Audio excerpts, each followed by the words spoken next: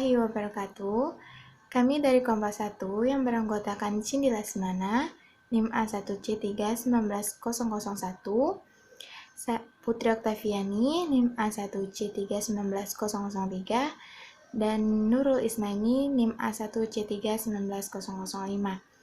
Di sini kami akan membahas tentang alat-alat ukur osiloskop digital.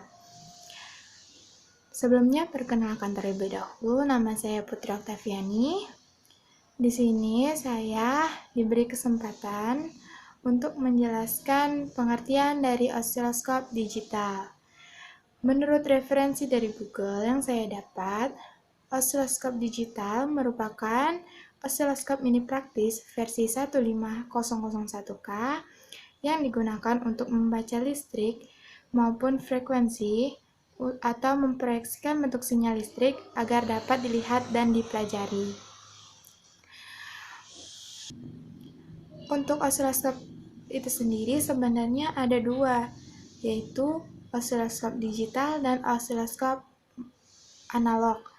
Nah, osiloskop digital dan osiloskop analog ini memiliki persamaan dan perbedaan. Untuk persamaan keduanya itu tentu saja sama-sama memproyeksikan sinyal listrik sehingga dapat dipetakan dan dianalisa. Nah, untuk perbedaannya, osiloskop digital bisa mengukur banyak sampel, itu yang pertama. Terus, yang kedua, digital juga memiliki sistem penyimpanan atau memori yang lebih besar, sehingga lebih banyak gelombang atau sinyal yang bisa diukur. Nah, satu lagi, osiloskop digital biasanya memiliki USB port sehingga dapat dihubungkan langsung dengan perangkat komputer untuk dianalisa hasilnya. Namun demikian, untuk osiloskop analog seringkali lebih mudah digunakan dalam menganalisa real-time signal atau sinyal secara langsung karena layarnya bisa langsung disesuaikan. Nah, itulah tadi sedikit penjelasan tentang pengertian dari osiloskop digital. Selanjutnya, bagaimana kalibrasi dari osiloskop digital itu sendiri yang akan dijelaskan oleh rekan saya, yaitu Nurul Isnaini. Terima kasih. Baik, saya Nurul Isnaini, NIM A1C3-19005. Di sini saya akan menjelaskan cara mengkalibrasi osiloskop digital dan bagian-bagian dari osiloskop digital. Untuk video yang saya gunakan, ini saya adopsi dari channel YouTube Endrika. Di sini saya akan langsung menjelaskan cara mengkalibrasi osiloskop digital dan fungsi dari tombol-tombol yang ada pada osiloskop digital. Yang pertama, kita hidupkan osiloskop digital dengan menekan tombol on off untuk mengaktifkan osiloskop digital. Setelah itu ditancapkan probe pada channel 1 dan dihubungkan ujung probe pada pin kalibrasi atau slot.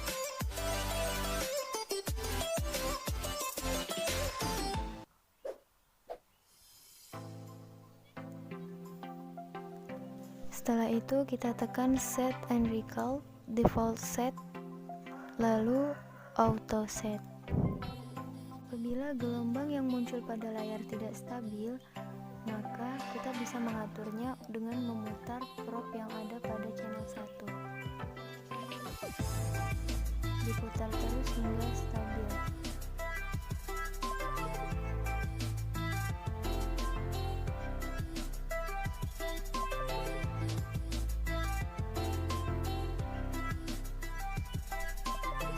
Volt per diff berfungsi untuk mengatur tinggi gelombang, dan position pada volt per diff itu berfungsi untuk mengatur posisi gelombang pada garis vertikal.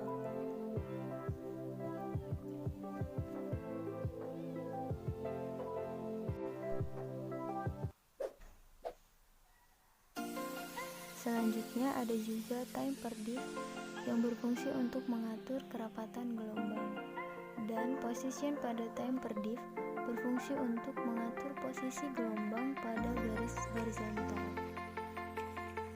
Selanjutnya kita tekan measure.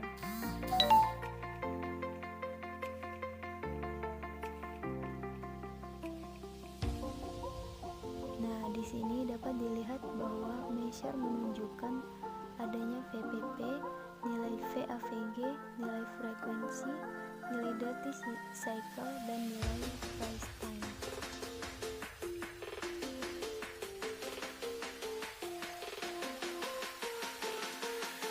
Nah, di sini kita bisa mengatur apa yang akan kita tampilkan pada layar monitor, tergantung apa yang ingin kita ukur.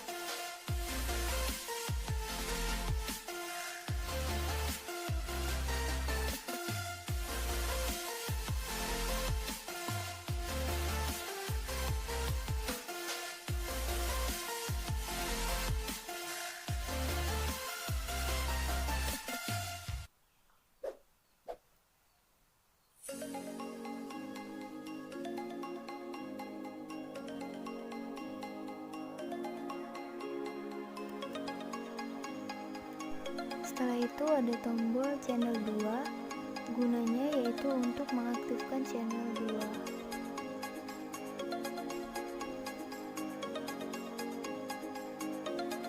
Nah, selanjutnya ada trigger. Trigger ini berfungsi untuk mengatur kestabilan gelombang.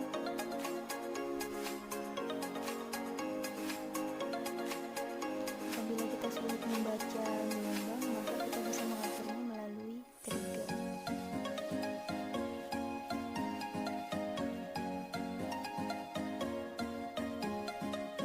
Selanjutnya yang terakhir ada tombol display.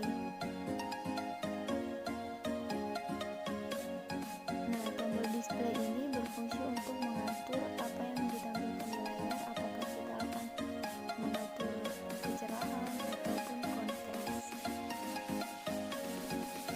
Baiklah, di sini saya akan melanjutkan dari materi dari Nurul Isnaini, yaitu saya akan membahas tentang pembahasan pada isi laporan. Nah, pada percobaan ini dilakukan 3 jenis percobaan, yaitu pengukuran tegangan DC, pengukuran frekuensi AC, dan penggambaran kurva Lissajous dengan 2 channel dengan tahap yang berbeda. Pada pengukuran tegangan DC menggunakan power supply yang bervariasi, yaitu 3 volt, 6 volt, dan 12 volt. Pada pengukuran frekuensi AC menggunakan frekuensi yang berbeda-beda, yaitu 100 Hz, 400 Hz, dan 600 Hz. Dan pada penggambaran kurva Lissajous menggunakan 2 channel, yaitu channel 1 dan channel 2. Percobaan pengukuran tegangan DC. Nah, pada setiap percobaan menggunakan volt per dip dan time per dip yang sama agar dapat membandingkan pegelombang yang terbentuk. Volt per dip dan time per dip yang digunakan adalah 2 volt per dip dan 5 time per dip. Pertama, pada power supply sebesar 3 volt. Setelah melakukan langkah kerja, didapatlah gambar gelombang seperti ini. Setelah mengamati bentuk gelombang, diperoleh gambar pada sumbu Y adalah sebesar 1,4 dip per dan dengan PPP sebesar 2,88 volt secara praktek, sedangkan secara teori didapatkan tegangan PPP sebesar 2,8 volt. Kedua, pada power supply sebesar 6 volt, setelah melakukan langkah kerja didapatlah gambar seperti ini. Setelah mengamati bentuk gelombang, diperoleh gambar pada sumbu Y adalah sebesar 2,6 dip per dan tegangan PPP 5,20 volt secara praktek, sedangkan secara teori didapatkan tegangan PPP sebesar 5,2 volt. Ketiga, pada power supply sebesar 12 volt, setelah melakukan langkah kerja didapatlah gambar gelombang seperti ini. Setelah mengamati bentuk gelombang, diperoleh gambar pada sumbu Y adalah sebesar 5,2 dip dan tegangan PP sebesar 10,48 volt secara praktek, sedangkan secara teori didapatkan tegangan PPP sebesar 10,4 volt. Berdasarkan pengamatan didapatlah panjang gelombang yang berbeda-beda pada setiap percobaan. Pada tegangan 3 volt, panjang gelombang yang terbentuk terlihat pendek. Pada tegangan 6 volt, panjang gelombang yang terbentuk terlihat lebih panjang daripada sebelumnya. Pada tegangan 12 volt, panjang gelombang yang terbentuk terlihat sangat panjang antara gelombang satu dengan yang lain. Dari pengamatan tersebut, kita dapat melihat bahwa tegangan sebanding dengan panjang gelombang yang terbentuk, yaitu ketika tegangan yang digunakan semakin besar, maka panjang gelombang yang terbentuk semakin panjang pula. Sebaliknya, semakin kecil tegangan yang digunakan, maka panjang gelombang semakin rendah, dan membuktikan bahwa tegangan dan panjang gelombang memiliki hubungan yang sebaik. Pengukuran tegangan AC pada setiap percobaan menggunakan volt per dip dan time per dip yang sama agar dapat membandingkan gelombang yang terbentuk. Volt per dip dan time per dip yang digunakan adalah 2 volt per dip dan 5 time per dip, dan power supply yang digunakan 3 volt, 6 volt, dan 12 volt. Pertama, pada frekuensi 100 Hz. Setelah melakukan langkah kerja, didapatlah gambar seperti ini.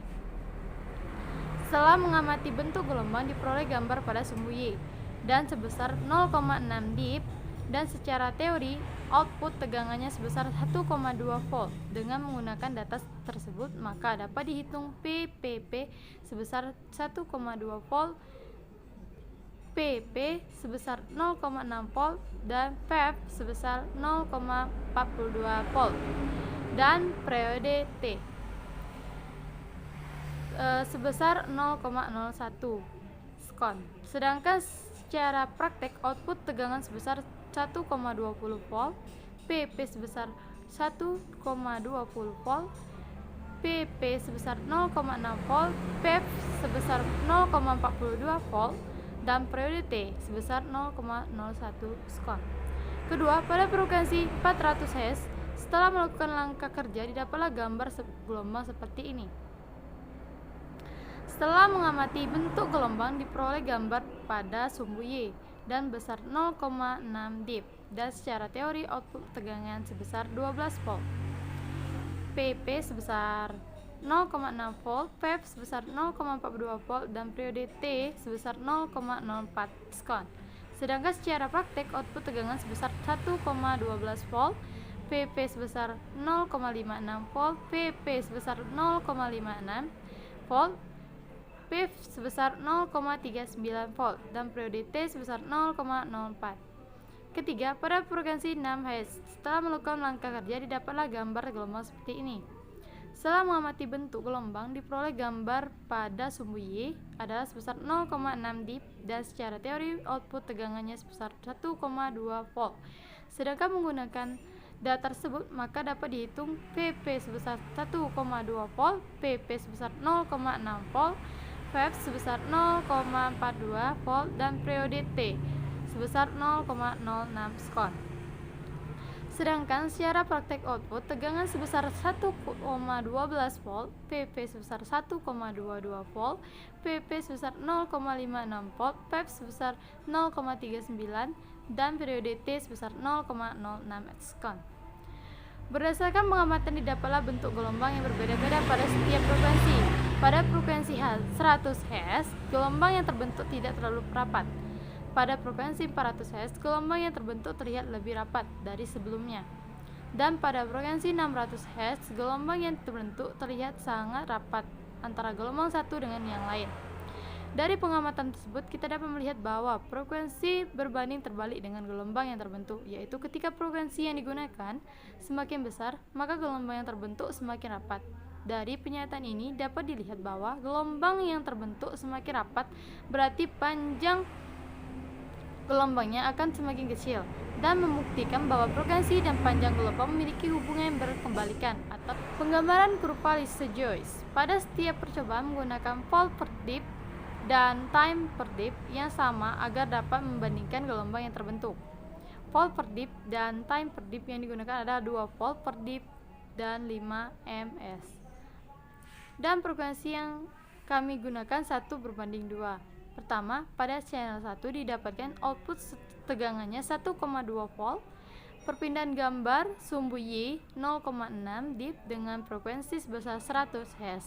Dengan menggunakan data tersebut, maka dapat dihitung PP 1,2 volt, PP 0,6 volt, Febs-nya 0,42 volt, dan periodenya 0,01 sekang.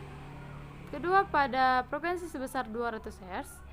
Dengan menggunakan data tersebut, maka dapat dihitung PP 10,0 volt, PP 5 volt, Febs-nya 3,53 volt, dan periodenya 0,02 volt, dan diperoleh bentuk kurva Lise-Joyce seperti pada gambar ini.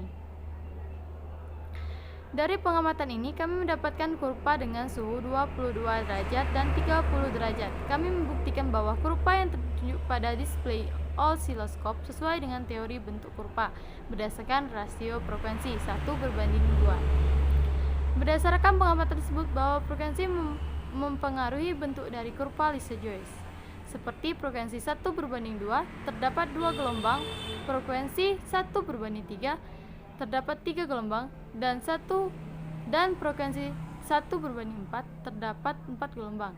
Jadi, semakin besar frekuensi yang digunakan, maka gelombang yang tersebut akan juga menjadi besar. Baiklah, itulah sekian dari kelompok kami. Saya tutup mewakili kelompok saya. Wassalamualaikum warahmatullahi wabarakatuh. Audio Jungle.